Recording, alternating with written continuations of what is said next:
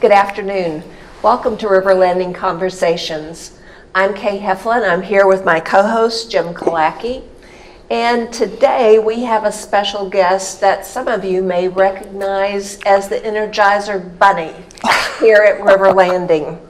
You see her everywhere. She always has a smile and a sparkle in her eye. She read The Night Before Christmas to us at the Christmas concert. And so we thought you might like the opportunity to get to know Nelda Tawse a little bit better. Nelda, welcome. Thank you so much. That was some introduction. I was going to talk about nicknames, and you've already given out one. Okay, all right. Do you have others you'd like to share? Oh my gosh, what's in a name? Yeah. Well, when I was born with the name Nelda, which was a little unusual. I later learned, I didn't know it at the time, you know how children are, they can be called anything.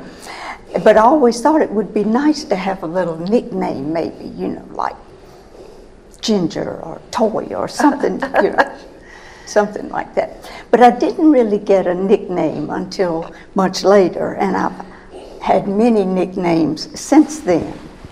And I remember one of them. My husband and I he was in the military then. We were living in North Dakota.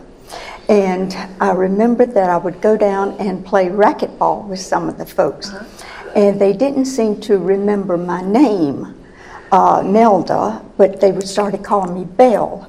So then my husband started calling me Nelda Belle. And then one day, I got another one that wasn't so exciting, but in those days we had to curl our hair, you know, and get permanence, and well, Yeah. you probably didn't have to do that. I don't have much hair that or now to Maybe curl. that was you. I remember that the program did not go too well, and I came home and my husband looked at me and he said, "Oh, Nelda Belle." Nelda Electra Belle. So I've had my share of nicknames along the way. Yes. Where did life begin for you? Oh gosh, my husband and I like to say it began when we first met. But I think before you're that, asking me where I was born. And I was born over here in Henry County, Virginia. Okay. And I grew up there, went to school there, went to college there, married, and then I left the state and we moved to New Hampshire where my husband was born. Well, no, he was born in Virginia too, Okay. but we were living in New Hampshire there just before he joined the Air Force. Okay, right. So if he was in the military, does that mean you have lived in many locations? I've lived in quite a few. I think we've lived in 8 different states, Colorado, North Dakota, I mentioned that one, upstate New York, Alaska. Cold places. Cold places, yes, the northern tier, as they like to say. And I love them all. We just had a great time wherever we were, and had adventures all the way. It just seems that life for me has had many turns. And wonderful turns. Every time we took another corner, it was like, oh my gosh, here comes another adventure. So I've had a lot of things along the way, and I loved being in the military with my husband. As a matter of fact, we were in North Dakota then, and I had been teaching school, but we didn't get there at a time to start the school year. And so I was doing a little real estate, and we were living in the town and enjoying our life down there. But one day Robert came home and said, "You know, I think I'm going to make a career of this." And I thought, well, if that's the case, maybe I should just join up too. So I went down to the recruiter, and I said, you know, I'd like to join up to the Air Force. And he said, "How old are you?" And I told him I was 27. And he said, "You're too old." And I said, nobody had ever told me I was too old, you know. And I said, I said, "I'm going to give you 20. Yeah. And he said, Well, I'm sorry, a rule's a rule, you know. So first thing you knew, I said, okay, I'll be looking for something else. And I did. I got even into the real estate business at that time. So I've done a lot of different things along the way. And I love doing that. Oh my gosh. I think I was the third woman in North Dakota, in our town there, Minot. Why not? What do people used to say? Why not Minot? Yeah. Well, I loved it. And never seemed to meet a stranger then, and enjoyed that so much that we considered staying on in North Dakota. But Robert, I said, no, Robert, we've got a 20-year plan, so let's proceed. And so then we went to Alaska. Those days, interest rates had gone to 18%, not much in the real estate. So I said, okay, I'll be looking for something else. So I went back to my first love, which I'd had since I was a child in school, and that was teaching. What grades did you teach, or subjects? Well, through the years, I've taught everything from kindergarten to college age level. Oh my. At one time, I taught English as a second language when we were living in New Hampshire, and I was teaching at the International School for Training over in Vermont. And people used to say to me sometimes, oh, you taught English as a second language. Did your students learn to speak with a Southern accent? And I said, only the good ones. Nelda, let me take you back to your childhood for a moment, and because with what followed, it sounds magical. But in your childhood, do you have particular memories that are fond for you? Oh gosh, well, I loved school. I just loved school from the very get-go. And I loved my first grade teacher. She was a little woman from Texas. Aw. Oh, you from Texas? Very special then. Yeah, Yes. you grew up in Texas? I did. Okay. Well, I don't know how Miss Martin got to Virginia from Texas, but I adored her. And one of the things I got into years later that I hardly remembered where it actually started was really in that first grade with Miss Martin. Miss Martin she was, darling little girl. And we had some kind of little program at school, and we were presenting it in the auditorium. I have no idea except that I was wearing Miss Martin's little blue evening gown. It was probably just a little dress for Miss Martin, but it was a lot. And I can remember sort of floating around on this stage. And it didn't come back to me till to recently thinking about this, because I would say I got into the theater in my 50s. And that was kind of by accident, because I had done no drama. Well, certainly wasn't doing any drama. But I had been on the stage in the first grade. So that was a wonderful little experience that I recall. I should tell you that I'm envious of your time in North Dakota. Oh. Because North Dakota is the only state in the United States that I haven't been to. Oh my gosh, So don't wait. Don't wait. No, if I'm going to go, I need to go pretty soon. The salt of the earth. Yeah. Oh, they're wonderful people there. And it was just amazing being part of the military community too, but like I said, we were downtown. We could ski in the winter, you say, ski in North Dakota. Oh yes, we had a little hill that probably had 600 or 700 feet of height. And we could go there and ski, but we had a wonderful place to sail in the summertime. And it was just a marvelous time living there, and they were wonderful people. And for anyone who gets to see this in North Dakota, perhaps if you have friends that you're sending it to, you can tell the North Dakota Department of Tourism that they're being talked about nicely in North Carolina. Oh yeah, we had a great time, but I will say that I thought I had shoveled enough snow. Yeah. This brings back a memory. Oh gosh, this may be the salesman in me, I don't know, but we were living next door to a young couple, and Robert was a missile officer at this time, so he was down in those silos a lot. It seemed like every time we had a big snowstorm, so he was there, and so he had bought me like this big 8-horsepower snow blower, had a big driveway. So I went out there, I got that thing started and ran it straight into the ditch in front of the house. And I said, oh dear Lord, what do I do now? I looked up, saw my neighbor, young neighbor he was, looking out the window. And I said, I know. I ran up the yard. Knocked on the door, and I said, Randy, you see that snowblower over there? I said, he said, yeah, I wish I had one like that. I said, you do now. I'll let you use it anytime you want to if you'll come do mine. He said, that's a deal. Smart woman. Great bargain. What a Yes. deal. Kind of people in North Dakota. We love them. Yeah. Right. So, where were you when your husband retired from the military then?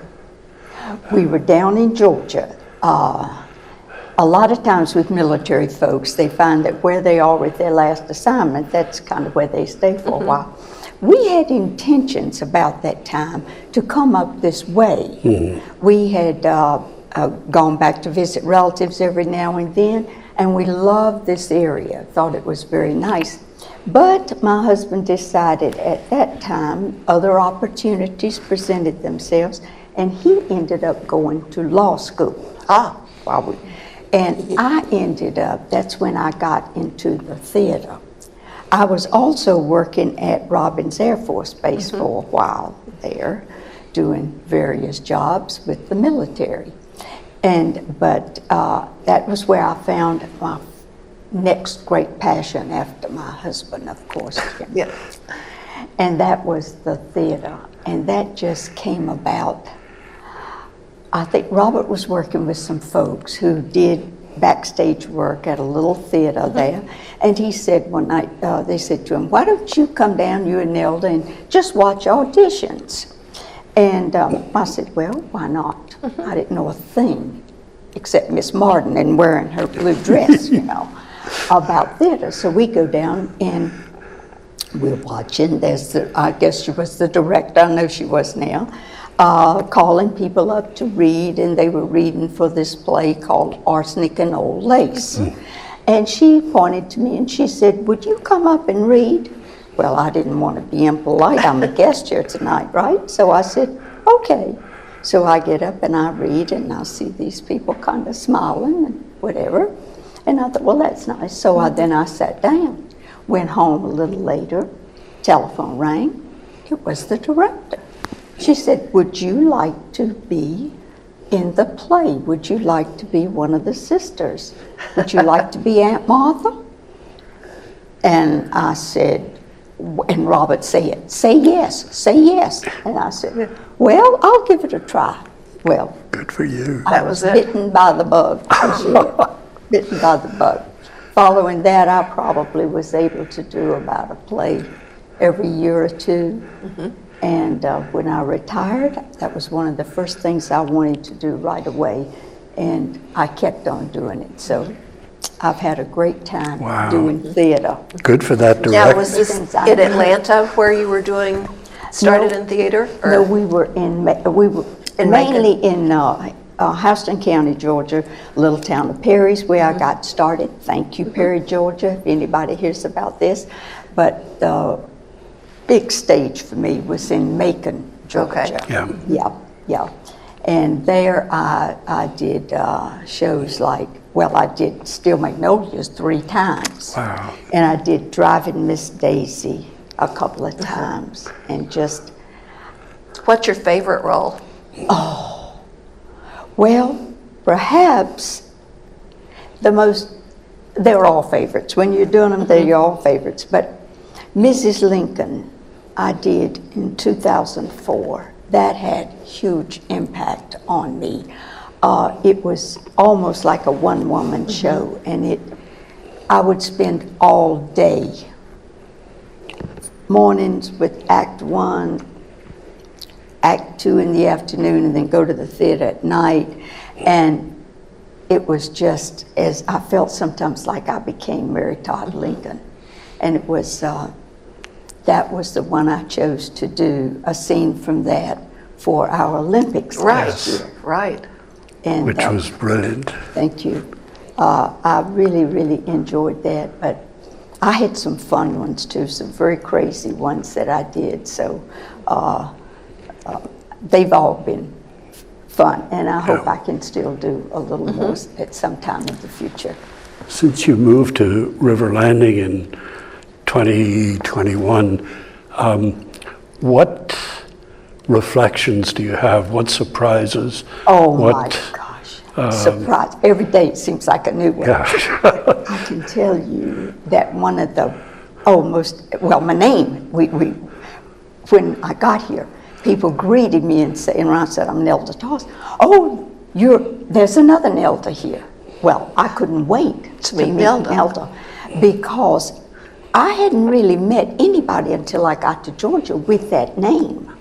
And so I just was dashed over as quick as I could to meet this Nelda. And I remember she was in the NPR living room waiting for me. And she said, I'm Nelda. And I said, I'm Nelda too. The nickname came again. So we became friends, and she would call and she would say, this is Nelda. And I would say, this is Nelda too. And it was such a great friendship there to have that name. And find somebody else who shared it. It's a little different, loved it. And then what surprised me next? The super agers.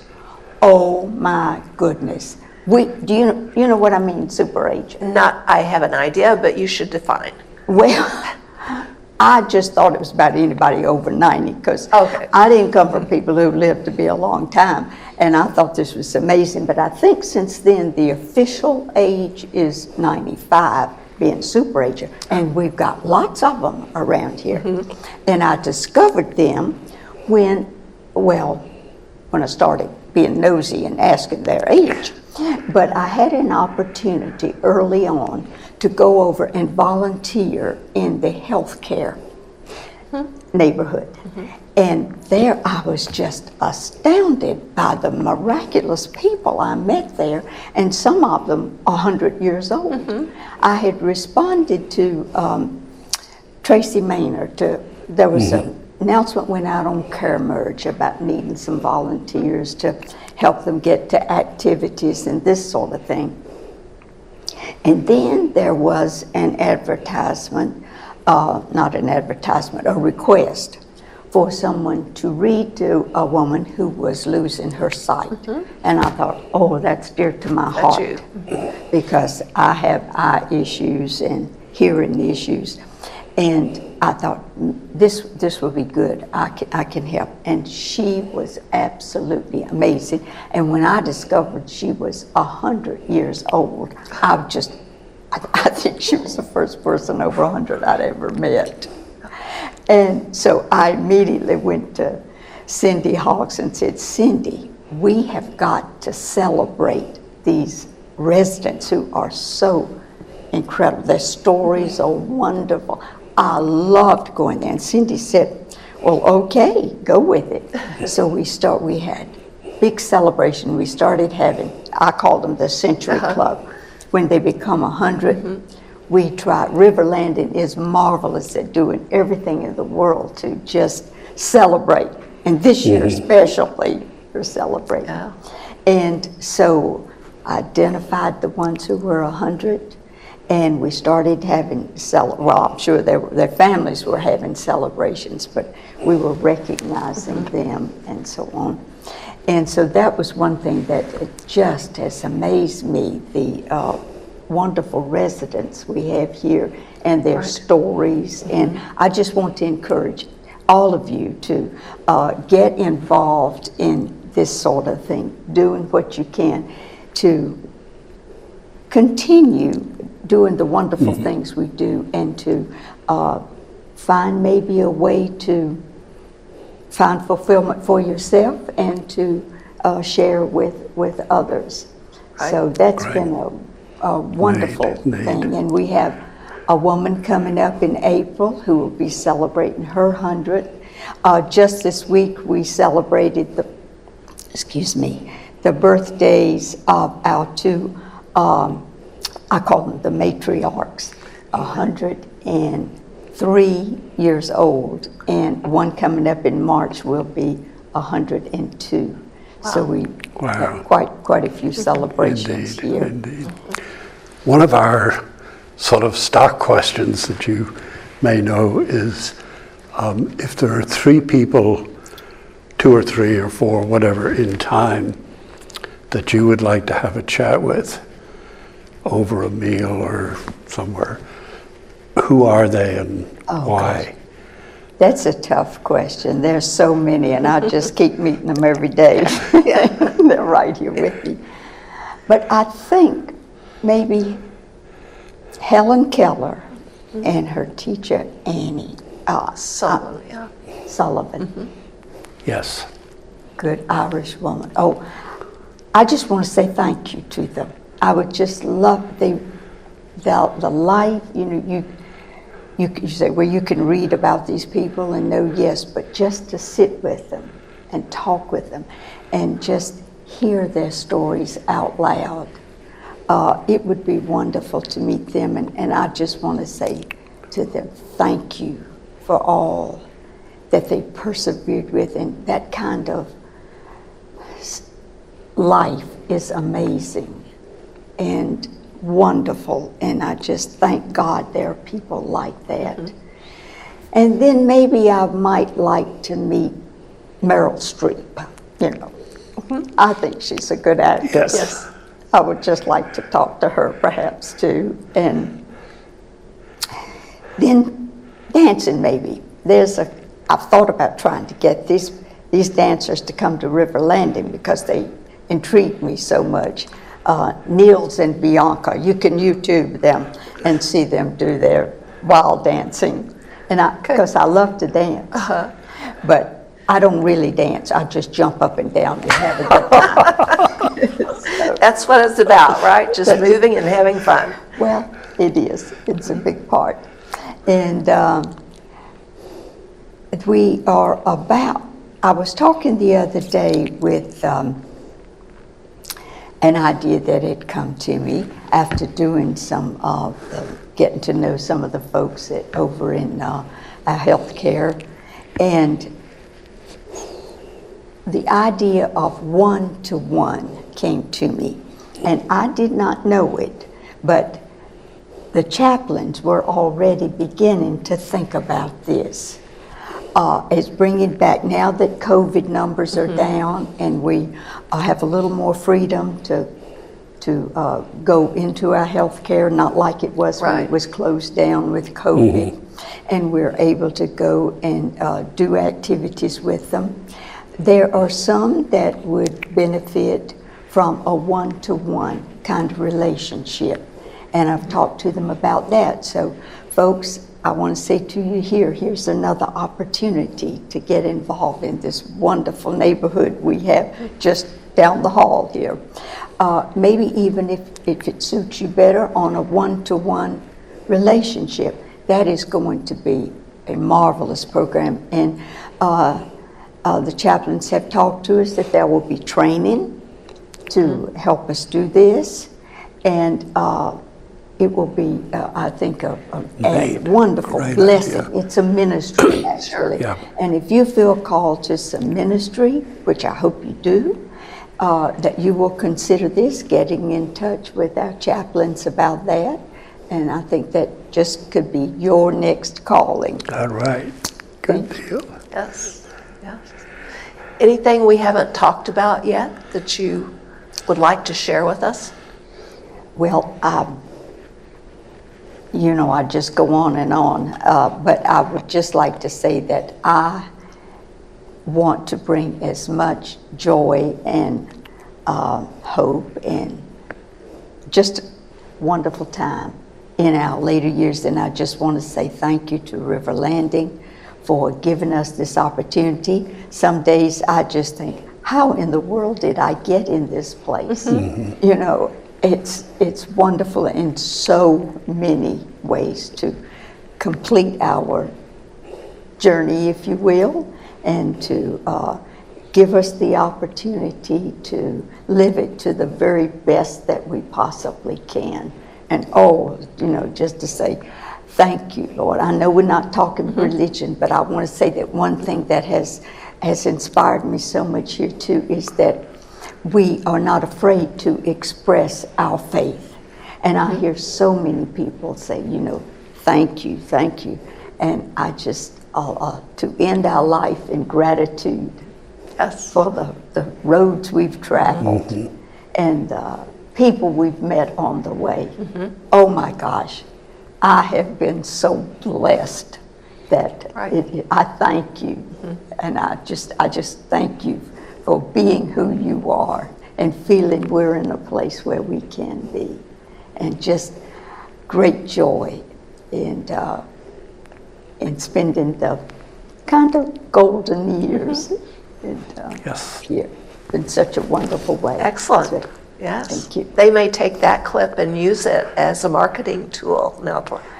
Well, it's the truth. It is the truth. It is, yes. Absolutely. No spin on that. Gold never looks so good. You know about that pot of gold, Jim. I'm still looking. I still want to ask you, did you ever hear about, is there a song or poem, My Wild Irish Rose? There is, isn't there? Yes. Yeah. Well, when I used to talk about nicknames and something, my grandpa would sometimes tell me about that up in the mountains here in Virginia, there was a family there named Rose, and they named, you know, their daughter was Wild Rose. You know what's coming. She grew up and she married into the Bull family. I kid you not, according to my grandpa.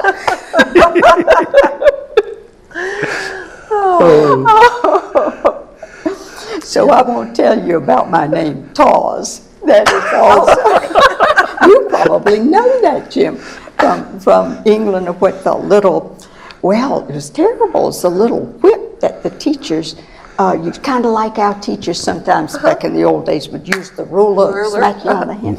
Teacher had this little whip called the Tawse. Oh, really? Honestly, it's true. Yeah. When I was teaching school, I would show them a little picture, you know, and say, "Now, don't make me use that on you." And they would giggle and laugh. Sure, they would say, "We knew." Unfortunately, I was not giggling and laughing when I was a little kid at home, because those things were... You knew about them? Oh, I felt them. No. Oh, yeah. Oh my gosh. Yeah. I don't think they outlawed them till maybe 25, 30 years ago. I'm not sure. Something when, like that. but, Well, anyway. I know a lot of Irish presentation brothers who would be in jail right now if they were using those I practices. always said, I told my husband, I said, "Tawse, do you know that was a Tawse?" He said, "Well, I'd heard about it." I said, "Well, I'd probably have been arrested for hugging my kids." Yeah, you know. right. But This day and age is Right. different, yes. yeah, just thank Yes. goodness. Thank Yes. goodness. Yes.